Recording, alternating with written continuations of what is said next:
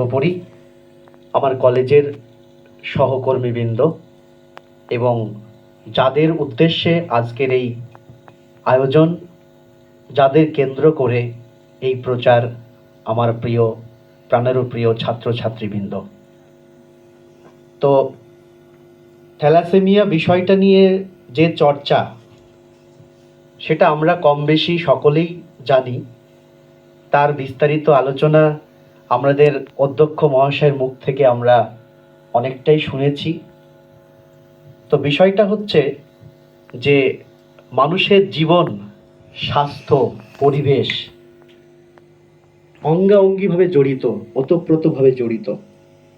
মানুষ যখন প্রকৃতির কোলে খেলা করত, প্রকৃতির সঙ্গে অন্তরে অন্তর মিলিয়ে চলত, তখন হয়তো এত রোগ ছিল না। মানুষ যখন প্রকৃতিকে ছেড়ে গেছে, প্রকৃতিকে ব্যবহার করতে শিখে গেছে, তখন থেকে শুরু হয়ে গেছে মানুষের জীবনের পতনের পথ। পবিত্র বৈদিক শাস্ত্রে আমরা দেখেছি, সর্বে ভবন্তু সুখিনা সর্বে সন্তু নিরাময়া।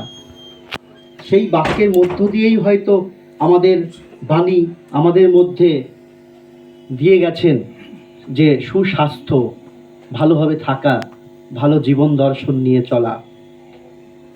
আজকে সৃষ্টির এই ক্রম, মানুষের বিকাশ, মানুষের লোভ, মানুষের চাহিদা তাগিদে তারা পরিবেশকে বিভিন্নভাবে ধ্বংস করে গেছে এবং তারা